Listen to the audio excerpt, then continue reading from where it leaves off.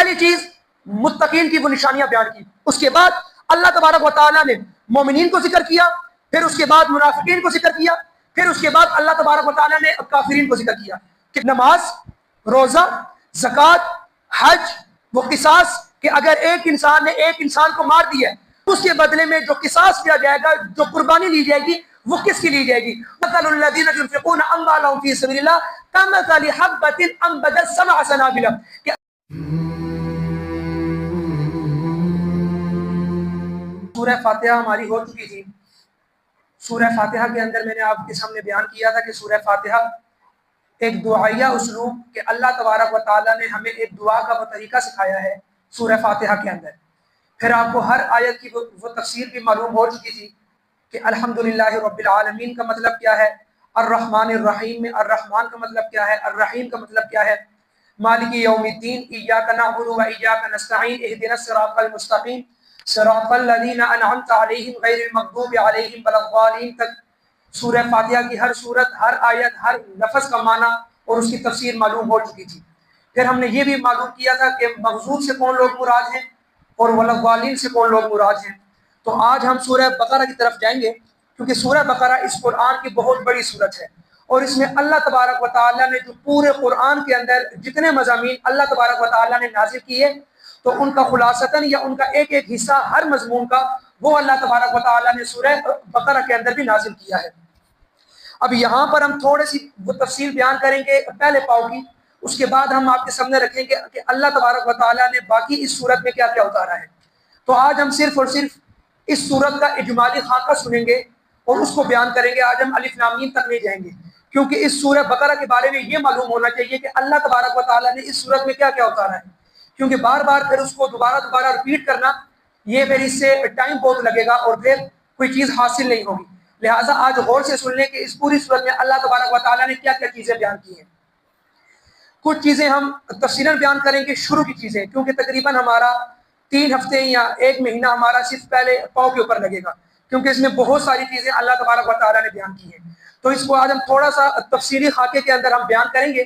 تو باقی پھر یہ ہے کہ آگے ہم لوگ پوائنٹس کے اندر بیان کریں گے کہ اللہ تبارک و تعالیٰ نے کیا کیا بیان کیا۔ سب سے پہلی چیز یہ تھی کہ اللہ تبارک و تعالیٰ نے اس صورت کے اندر جو چیز بیان کی وہ یہ بیان کی یہودیوں کو اس پوری صورت کے اندر اللہ تبارک و تعالیٰ نے تفصیلاً بیان کیا ہے، کیونکہ یہ جو یہودی تھے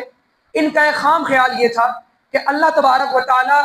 امامت اور سیادت اور قیادت ہمارے ہی ذمہ رکھیں گے، ہمارے اندر ہی میں سے آخری نبی بھی آئے گا۔ جس طرح باقی انبیاء ابراہیم علیہ السلام بنو اسحاق میں سے تمام انبیاء آتے رہے عیسیٰ علیہ السلام تک، اسی طرح جو آخری نبی آئے گا وہ بھی ہم میں سے آئے گا۔ تو لہذا جب ان کو یہ چیز معلوم ہوئی کہ نبی کریم صلی اللہ علیہ وسلم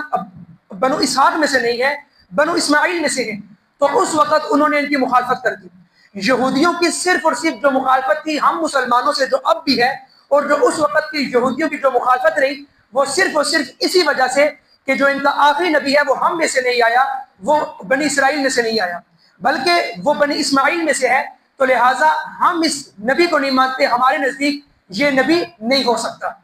اب اس کے بعد پھر اللہ تبارک و تعالیٰ نے بار بار اس امت کو، موسیٰ علیہ السلام کی امت کو بار بار اس کو مخاطب کیا،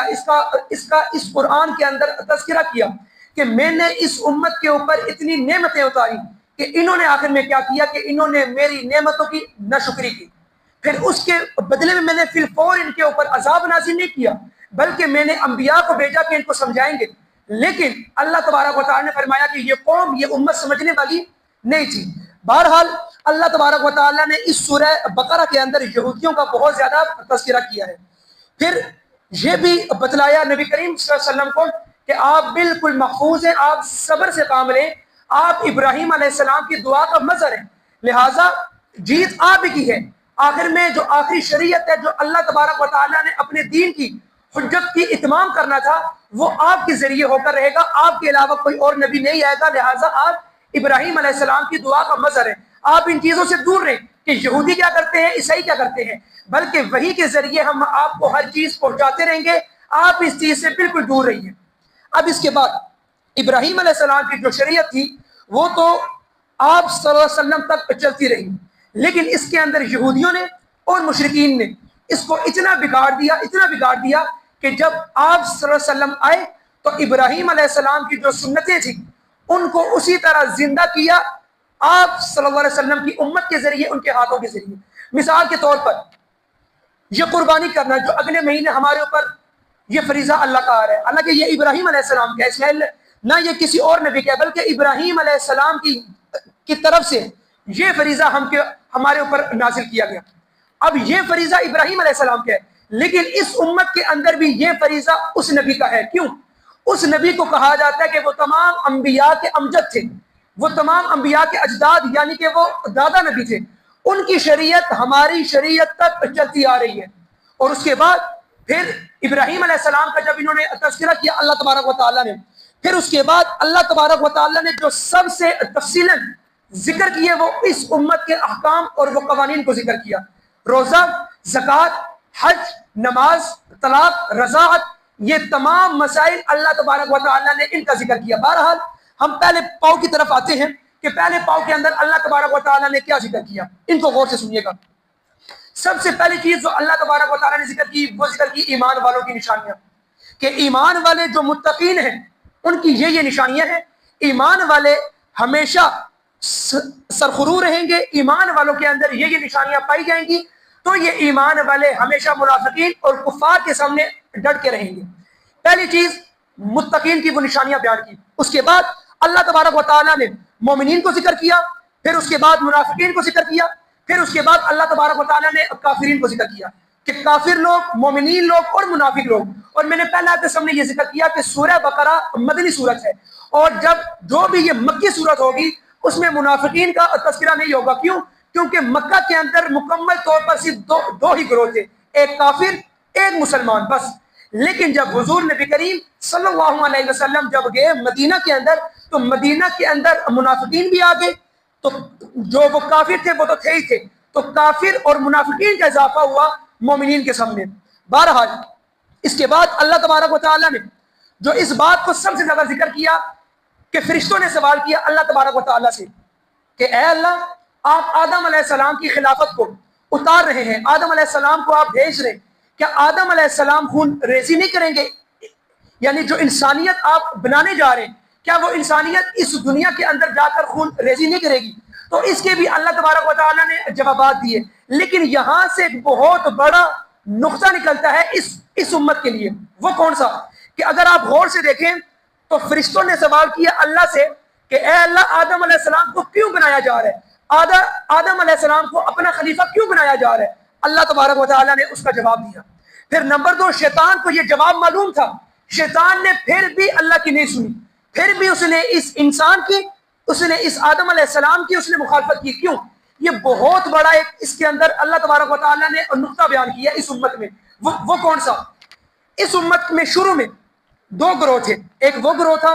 جو اسلام کو صحیح جانتا نہیں تھا، بلکہ بس اس کے ذہن میں یہ بٹھا دی گئی تھی چیز کہ اسلام ایک اچھی چیز نہیں ہے، تو وہ اسلام کی مخالفت کیا کرتا تھا، وہ گروہ۔ اور نمبر 2 ایک وہ گروہ تھا جس کو سب کچھ معلوم تھا کہ اسلام برحق ہے، اسلام ہر چیز میں اعلیٰ ہے، اسلام کو اللہ تبارک و تعالیٰ نے آخری دین بنا کر بھیجا ہے، پھر بھی اس نے مخالفت کی۔ یہ وہ قصہ جو اللہ تبارک و تعالیٰ نے بیان کیا، یہ اسی کے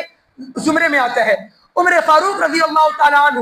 اسلام کے مخالفت میں رہے۔ کیوں؟ کیونکہ ان کو صحیح معلوم نہیں تھا کہ اسلام واقعتاً اعلیٰ دین ہے کہ نہیں ہے، بلکہ جو کفار مکہ بیان کرتے وہ اس طرح ہو جاتے۔ اسی لیے آدم علیہ السلام کا وہ قصہ بیان کیا شروع میں کہ فرشتوں نے جو سوال کیا اللہ تبارک و تعالیٰ سے، یہ ہٹ درمی کی وجہ سے سوال نہیں کیا، بلکہ اپنی کم علمی کی وجہ سے سوال کیا اللہ سے کہ اے اللہ، جو آپ اس دنیا کے اندر انسانیت کو اپنا خلیفہ بنانے جا رہے ہو، اس کا مطلب کیا ہے کہ کہیں وہ آپ کی سرزمین کے اوپر خون ریزی نہ کرے۔ اس سے مراد وہ لوگ ہیں امت مسلمہ کے اندر جو شروع کے اندر کم علمی کی وجہ سے اسلام کی مخالفت کرتے رہے۔ اب اس کے بعد جب اللہ نے جواب دے دیا فرشتوں کو کہ میں نے کیوں اس آدم علیہ السلام کو اپنا خلیفہ بنایا، اپنا نائب بنایا، پھر اس کے بعد جو مخالفت کی وہ مخالفت کی شیطان نے۔ شیطان کو ہر چیز معلوم ہو چکی تھی، فرشتے چپ ہو چکے تھے، فرشتوں کو ہر چیز معلوم ہو چکی تھی، شیطان کو بھی ہر چیز معلوم تھی، لیکن شیطان اپنی ہٹ درمی کی وجہ سے اس نے اللہ تبارک و تعالیٰ کی مخالفت کی، اور اس نے یہ کہا کہ میں اس انسانیت کو ہمیشہ گمراہی میں رکھوں گا، ہمیشہ کے طور پر۔ اور اسی طرح اس امت کے اندر جو یہودی تھے، ان یہودیوں کو سب کچھ معلوم تھا کہ اللہ تبارک و تعالیٰ نے اپنا آخری نبی بھیجا ہے، یہ برحق نبی ہے، ہم نے اس نبی کے بہت دعوے کیے تھے، ہم صرف اس لیے نہیں مان رہے کہ یہ بنو اسحاق میں سے نہیں ہے، یہ بنو اسماعیل میں سے ہے۔ صرف اس بات کی مخالفت کی وجہ سے یہودیوں نے آپ صلی اللہ علیہ وسلم کی مخالفت کی۔ یہ جو واقعہ بیان ہے فرشتوں کا اور ابلیس کا، تو یہ وہی بات ہے کہ جب ابلیس کو ہر چیز معلوم ہو گئی تھی، اس نے جان بوجھ کر اللہ تبارک و تعالیٰ کے احکام کی نافرمانی کی، اسی طرح یہودیوں کو بھی ہر چیز معلوم تھی اور انہوں نے جان بوجھ کر آپ صلی اللہ علیہ وسلم کی تعلیمات کو نہیں مانا۔ پہلے پاؤ کے اندر آپ کو آدم علیہ السلام اور ابلیس کا آپ کو ایک مکمل و تفصیلاً اور ساتھ ہی فرشتوں کا سوال بھی، یہ سارا آپ کو تفصیلاً معلوم ہوگا پہلے پاؤ کے اندر۔ اس کے بعد اللہ تبارک و تعالیٰ نے، میں نے پہلا قسم میں ذکر کیا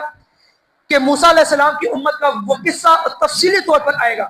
کہ موسیٰ علیہ السلام کی امت پر اللہ تبارک و تعالیٰ نے کتنی نعمتوں میں کے اندر اس امت کو پالا اللہ نے، لیکن اس امت نے کیا کیا؟ اس امت نے اللہ کی نافرمانی کی، اپنے آپ کو ان نعمتوں سے محروم کر دیا، اللہ کے خلاف چلے گئے، اللہ کے مخالفت میں آگے۔ اتنے یہ ذلیل قوم ہے یہودی کہ انہوں نے اللہ کی مخالفت بھی کرنا شروع کر دی اللہ کے، حالانکہ یہ اللہ کی بڑی ہی لاڈلی امت رہی ہے یہودیوں کی، لیکن اس لاڈلی امت نے اللہ تبارک و تعالیٰ کے ہر احکام کی دھجیاں اڑا دی، تو اللہ تبارک و تعالیٰ نے پھر ان کو اس دنیا کے اندر ہر قوم کے ہاتھوں سے ان کو ذلیل کیا۔ پھر اس کے بعد اللہ تبارک و تعالیٰ نے ابراہیم علیہ السلام کا تفصیلاً تذکرہ کیا، اس کے اندر بیت اللہ کی تعمیر، اور اس میں جو اللہ تبارک و تعالیٰ کے پیارے نبی ابراہیم علیہ السلام نے جو اس میں دعا مانگی کہ آخری نبی میری نسل میں سے آئے، تو یہ جو دعا کا مظہر نبی کریم صلی اللہ علیہ وسلم کی بعثت تھی، تو اس کا بھی تذکرہ اللہ تبارک و تعالیٰ نے اسی سورہ بقرہ کے اندر کیا۔ پھر اس کے بعد قربانی کا تذکرہ بھی اللہ تبارک و تعالیٰ نے کیا۔ پھر نمبر 4 تحویل قبلہ، کہ جو قبلہ پہلے ہمارا وہ قبلہ وہ کون سا تھا؟ مسجد اقصی۔ پھر جب نبی کریم صلی اللہ علیہ وسلم نے ہجرت کی مدینہ کی طرف، تو 16 مہینوں بعد اللہ تبارک و تعالیٰ کی طرف سے حکم آ گیا کہ اب مسلمان اپنا قبلہ وہ تبدیل کر لیں اور مکہ کی طرف، خانہ کعبہ کی طرف منہ کر کے اپنی نمازیں پڑھیں۔ یہ بھی مکمل طور پر آپ کے سامنے وہ چیزیں آ جائیں گی سورہ بقرہ کے اندر کہ یہ پورا ماجرا کیا ہوا تھا اور یہ کیوں تحویل قبلہ کا حکم کیوں اللہ کی طرف سے آیا، یہ سارا کچھ آپ کو معلوم ہوگا۔ پھر نمبر 5 اللہ تبارک و تعالیٰ نے تحویل قبلہ کے فوراً بعد احکام و شریعت مکمل طور پر بیان کیا، اور اس کے اندر احکام کس چیز کے بیان کیے؟ نماز، روزہ، زکوٰۃ، حج، وہ قصاص، کہ اگر ایک انسان نے ایک انسان کو مار دیا تو اب اس کے بدلے میں جو قصاص کیا جائے گا، جو قربانی لی جائے گی، وہ کس کی لی جائے گی؟ وہ مکمل طور پر اللہ تبارک و تعالیٰ نے اس کو بیان کیا ہے۔ پھر اس کے بعد نکاح کو اور طلاق کو، پھر رضاعت کو، یعنی کہ اگر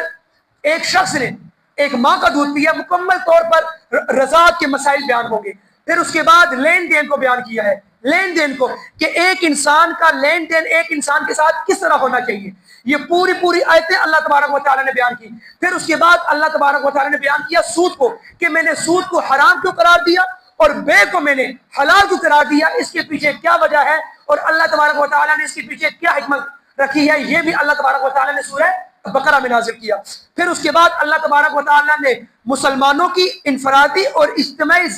ان کی زندگیوں کے اصول بیان کیے کہ ایک مسلمان کی انفرادی زندگی کیسی ہونی چاہیے اور اجتماعی زندگی کیسی ہونی چاہیے۔ اور یہ بات آپ لازماً یاد رکھیں کہ اگر ایک انسان کی انفرادی زندگی ٹھیک ہو تو اجتماعی زندگی پر، پوری سوسائٹی کے اوپر اس کا اثر پڑتا ہے۔ مثال کے طور پر اگر ایک انسان، ایک برا شخص آپ کی سوسائٹی میں آ گیا، اس کی وجہ سے پوری سوسائٹی، ہماری پوری اجتماعی زندگی نقصان میں جاتی ہے، پریشانی میں جاتی ہے۔ اسی لیے اللہ تبارک و تعالیٰ نے انفرادی زندگی کو بھی بیان کیا اور اجتماعی اصولوں کو بھی بیان کیا کہ ایک مسلمان کو اپنی سوسائٹی میں کیسا ہونا چاہیے۔ اب اس کے بعد اللہ تبارک و تعالیٰ نے اسی صورت کے اندر جہاد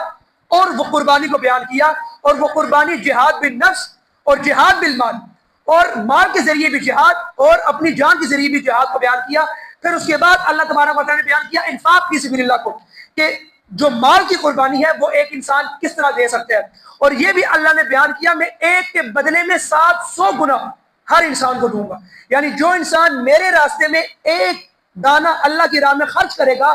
وہ اس کو 700 گنا بڑھا کر اللہ تبارک و تعالیٰ اپنی طرف سے اس کو دیں گے. اور اس کی بہت بڑی مثال اللہ نے خود بیان کی, مثل الذین ينفقون اموالهم فی سبیل اللہ کمثل حبۃ انبتت سبع سنابل, کہ اللہ تبارک و تعالیٰ نے بیان کیا کہ جو لوگ میرے راستے میں خرچ کرتے ہیں ان کی مثال ایسی ہے کہ ایک بندے نے ایک دانہ, ایک بیج پھینکا, اللہ نے اس میں سے 7 ڈلیاں نکالی اور ہر ڈلی کے اندر 100 دانے ہیں, تو میں اتنا مال دوں گا, ایک کے بدلے میں 700 گنا دوں گا. یہ میرے راستے میں مال دینے کی برکت ہوگی. پھر اس کے بعد اللہ تبارک و تعالیٰ نے بیان کیا ایمان, تقویٰ اور دعا کو. پھر اس کے بعد اللہ تبارک و تعالیٰ نے جو اس کے اندر بیان کیا وہ بیان کیا دعا اور ذمہ داری کو, کہ آخری جو اس سورت کی جو آخری آیت ہے اس میں اللہ تبارک و تعالیٰ نے بیان کیا کہ میں کسی بھی انسان کے اوپر اتنا بوجھ نہیں ڈالتا کہ وہ اس کو برداشت نہ کر سکے. لا یکلف اللہ نفسا الا وسعها, کہ اللہ کسی بھی نفس کے اوپر اتنی تکلیف, اس کو اتنا مکلف نہیں بناتا کہ وہ اس کو برداشت نہ کر سکے, بلکہ ہر انسان کے اوپر اللہ اتنی ذمہ داری ڈالتا ہے کہ جتنی وہ برداشت وہ کر سکے. اب آپ کے سامنے میں نے جتنے مضامین بیان کیے, اب آپ مجھے بتائیں کیا کوئی ایسا مضمون رہ گیا ہو ہماری زندگی میں جو اللہ نے اس صورت میں نہ بیان کیا ہو؟ بلکہ اللہ نے ہر چیز کو بیان کیا اس صورت کے اندر. لہٰذا جم کے بیٹھیے, وہ کل سے سورہ بقرہ کا مکمل طور پر بیان ہوگا, الف لام میم سے شروع ہوگا. اور پہلی آیت ذالک الکتاب لا ریب فیہ, اللہ نے یہ آیت کیوں اتاری؟ حالانکہ اللہ تبارک و تعالیٰ شروع کرتے تو اپنے سے شروع کرتے کہ میری حمد و ثنا بیان کرو, جس طرح سورہ فاتحہ میں بیان کی. لیکن اللہ نے الف لام میم سے کیوں شروع کیا؟ ذالک الکتاب, کتاب کے بارے میں, یہ جو ہمارے سامنے قرآن مجید ہے اس کے بارے میں اللہ تبارک و تعالیٰ نے یہ آیت کیوں اتاری, اس کے پیچھے کیا حکمت تھی, انشاءاللہ العزیز ہم لوگ کل سے بیان کریں گے. آپ سب سے گزارش ہے کہ جم کے بیٹھیے, کیونکہ یہ وہ صورت ہے جس میں تاریخ, یعنی کہ اس صورت میں آپ بور نہیں ہوں گے. اس صورت میں اللہ تبارک و تعالیٰ نے جہاں پر ایک رکوع بیان کیا مومنین کا, فوری طور پر اللہ تبارک و تعالیٰ اگلا رکوع بیان کریں گے منافقین کے بارے میں. فوری طور پر اللہ تبارک و تعالیٰ اگلا رکوع بیان کریں گے منافقین کے بارے میں, وہ کافروں کے بارے میں. پھر قصہ آ جائے گا فرشتوں کا اور آدم علیہ السلام کا. پھر قصہ آ جائے گا آدم علیہ السلام اور ابلیس کا. پھر اس کے بعد وہ قصہ آ جائے گا پچھلی امتوں کے, کہ موسیٰ علیہ السلام کی امت پر اللہ تبارک و تعالیٰ نے کون کون سی نعمتیں اتاری, پھر انہوں نے کیا کیا, پھر موسیٰ علیہ السلام نے کیا کیا, پھر اللہ تبارک و تعالیٰ نے ان پر عذاب کیسے کیسے اتارا. تو یہ سارا کچھ بیان ہوگا. آپ سب بیٹھیے, اللہ تبارک و تعالیٰ سے دعا ہے جو کچھ بھی کہا گیا ہمیں اس پر عمل کرنے کی توفیق دی.